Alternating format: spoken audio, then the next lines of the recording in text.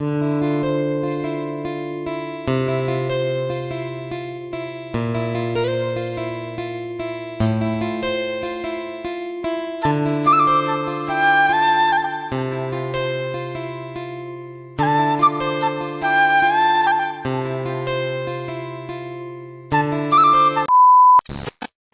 Everyone, চলে এসেছি আবারও আজকে একটা নতুন ভিডিওর সাথে। তোমরা কেমন আছো বন্ধুরা? আশা করি সবাই খুব ভালো আছো। তোমাদের ভালোবাসায় আমিও অনেক ভালো আছি। নতুন একটা দিন, নতুন একটা সকাল, প্রতিদিনের মতো আজকে সকাল থেকেই ব্লগটা শুরু করে দিলাম। তোমরা আশা করি আজকের ব্লগটা দেখতে দেখো, একটু হলেও তোমাদের কিন্তু অনেকই ভালো লাগবে। তো চলো ব্লগটা শুরু করা যাক। ছাদে আসতেই সকালবেলা মনটা ভরে গেল, জানো তো, গাছ ভরে ফুল হয়েছে। আর দেখছি মৌমাছিরা মধু সংগ্রহ করছে গাঁদা ফুল থেকে।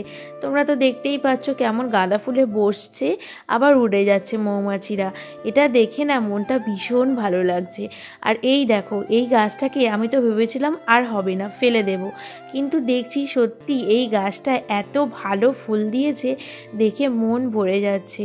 আর এইসব গাছগুলোতে এখন সবে সবে কুড়ি এসেছে, আর দেখছো কয়েকটা ফুলও ফুটেছে। বেশ ভালো লাগছিল জানো তো। তারপরে না চলে আসলাম ঠাকুরের বাসনগুলো মেজে নিতে। আগের দিন গোপালকে স্নান করিয়েছিলাম, কিন্তু গোপালের জামা কাপড়গুলো অতটা ধোয়াও হয়নি, কাচাও হয়নি। তাই আজ সকাল হতেই আগে ভাবলাম ঠাকুরের বাসন মেজে গোপালের জামা ধুয়ে নেব, তারপরেই না পুজোটা দেব। তো সেই জন্য বাসনগুলো নিয়ে বসতে শুরু করে দিলাম, আর মাজতেও শুরু করে দিলাম। আর এদিকে বাসনগুলোতে তেঁতুল দিয়ে মাজছি, কারণ তেঁতুল দিলে না একটু পরিষ্কার হয়ে যায়, একদম দেখতেও সুন্দর লাগে। আমরা গাছে পাইনি, আমরা খুঁজতে গিয়েছিলাম কিন্তু আমরা পাইনি, তাই বাধ্য হয়ে তেঁতুল দিতে হলো। তো এখন তেঁতুল দিয়ে প্রথমে ভালো করে সবকটা বাসনে লাগিয়ে দিচ্ছি, তারপরে না সার্ফ দিয়ে মেজেছিলাম। আর বাসনগুলো একদম দেখছো কতটা পরিষ্কার হয়ে গিয়েছে, আর দেখতেও সুন্দর লাগছিল। যখন ভগবানের সেবা দিই না, তখন মনটাও বেশ ভালো লাগে। পরিষ্কার চকচকে সাদা জিনিসে ভোগ দিতে খুব ভালো লাগে। তো জামা কাপড়গুলো এবার কেচে নেব। বাসনগুলো সব গোছানো হয়ে গিয়েছে, মাজা হয়ে গিয়ে ধুয়ে নিয়েছি। আর এই দেখো, এখন আমি চলে এসেছি ফুল তুলতে। দেখছো গাছে কেমন কসমস ফুলগুলো হয়েছে, তুলতেও ভালো লাগছে না, কিন্তু গোপালের সেবা দেব। এখন তো আর টগর ফুল ফোটে না, কোনো ফুলই পাচ্ছি না, তাই বাধ্য হয়ে এই ফুলগুলো তুললাম। জবা ফুল গাছের কাছে এসেছি, আর দেখছি জবা ফুল ফুটেছে কিনা, কারণ এখন শীতকাল। তবে পঞ্চজবা ফুল না বেশ ফুটছে জানো তো। দেখো এতগুলো পেলাম বন্ধুরা। কি সুন্দর বিন করাই, এটা হচ্ছে বিনস গাছ, দেখো কি সুন্দর হয়েছে। আর এই যে দেখো ছোট ছোট ছোট ছোট ফুল এসছে, দেখতে পাচ্ছ ফুল এসছে, কি সুন্দর লাগছে। বাবা পরপর লাইন দিয়ে বসিয়েছে, তো খুব সুন্দর দেখতে লাগছে দেখো। আর এইদিকে হচ্ছে সব পালং গাছ। আর এই দেখো বেগুন গাছ, বেগুন গাছে ফুল এসেছে, তোমরা দেখতে পাবে কিনা বুঝতে পারছি না। দেখো এই দেখো বেগুন গাছে কেমন ফুল এসেছে, দেখতে পাচ্ছ? ফুল এসেছে, বেগুনও হয়েছিল, মা একটা তুলে নিয়েছে, শুক্তো বানিয়েছে।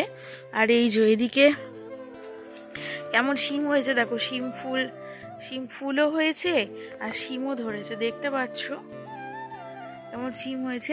আর এদিকে তো ধনেপাতা গাছ। আর এদিকেও ভালো করে বাবা সব কিছু চাষ করেছে, অনেক কিছু তুলে নিয়েছে, তাই ফাঁকা ফাঁকা হয়েছে, যেহেতু বড় হয়ে গেছে, খাওয়ার মতো হয়ে গেছে। আর যে টমেটো গাছ বসিয়েছে দেখো লাইন দিয়ে। আর ওদিকে হচ্ছে তো ধনেপাতা গাছ, তোমরা তো প্রায় দিনই দেখো আমি ওখান থেকে ধনেপাতা তুলি। আর এদিকে বাবা চাষ করেছিল, তো এখান থেকে বাবা অনেক তুলে নিয়ে সব খাওয়া হয়ে গেছে। প্রত্যেক দিনই শাক ভাজা খাই।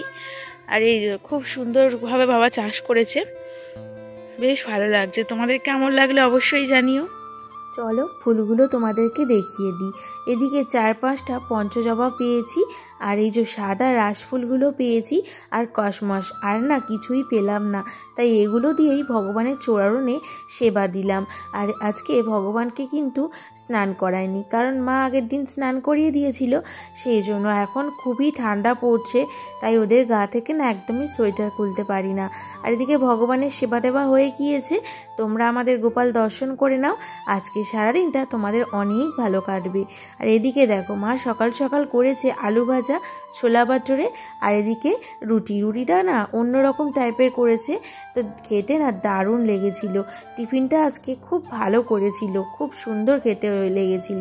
তো টিফিনটা খেয়ে নিয়ে এক গাড়ি জামা কাপড় ছিল, সেগুলো কেচে নিলাম। তবে আগের দিনের তুলনায় আজকে কিন্তু জামা কাপড়ের ভাগটা অনেকটাই কম, তবে প্রতিদিনই কিছু না কিছু কাচা লেগেই যায়। প্রতিদিন ভাবি আজকে আর কাচবো না, কিন্তু প্রায় জামা কাপড় পরে যায়, আর প্রথমে না কাচলে দ্বিতীয় দিন অনেক জামা কাপড় হয়ে যায়, তাই প্রতিদিনই কেচে নিই। একটা লাউ গাছ দেখতে পেলাম, তো ভাবলাম ছাদের মধ্যে লাউ গাছটা লাগাবো। আর দেখি ইউটিউবে সবাই ছাদে লাউ গাছ লাগাচ্ছে, বেশ লাউ হচ্ছে, তাই আমারও ইচ্ছা জাগলো ছাদের মধ্যে লাউ গাছ লাগাবো। কিন্তু টব পাই কোথায়? আমি না টবই নেই বাড়িতে, আমাদের বাড়িতে সব গাছ লাগিয়ে দিয়েছি, তাই জন্য ভাবলাম একটু বুদ্ধি করে টবটা বানিয়েই ফেলি।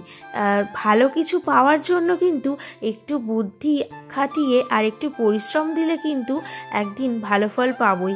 যেমন ধরো এই লাউ গাছটা লাগাবো, তো সেই জন্য লাউ গাছটা কিসে লাগাবো, টবের মধ্যে দরকার, টবও পাইনি, তাই বস্তাটাকেই বুদ্ধি করে টব বানিয়ে নিলাম। আর লাউ গাছটা যখন লাউ হবে তখন কিন্তু ভালো ফল তো পাওয়াই যাবে, তাই বললাম যে ভালো কিছু ফল পেতে গেলে বুদ্ধি আর পরিশ্রমটা খুবই দরকার। ওই দুটো থাকলেই ব্যাস, আর কিছু চাই না। আর দেখেছো এখানে অনেকগুলো লাউ গাছ হয়েছে, তাই ভাবলাম একটা লাউ গাছ তুলে নিয়ে ছাদের মধ্যে বসাই। ইউটিউবে কিন্তু দেখছি কি সুন্দর লাউ হচ্ছে, দেখো খাওয়ার থেকে শখের চাষটা বেশি ভালো লাগে। আর আমার তো গাছপালা খুবই ভালো লাগে, তাই ভাবলাম কুমড়ো গাছ তো ছাদে বসিয়েছি, এবার লাউ গাছটা বসানো যাক। জানি না হবে কি না, তবু মনের ইচ্ছা আর একটু ভালোবাসা দিয়ে বসিয়ে দিলাম। কারণ যদি একটু ভালোবাসা এদের দেওয়া যায় না, এরা পুরো ভালোবাসাটাই ফিরিয়ে দেবে। আর গাছ একটু লাউ গাছ তো খুব সুখের গাছ, তো এই গাছটাকে সেরকমভাবেই যত্ন করতে হবে, খুব রোদেও রাখা যাবে না।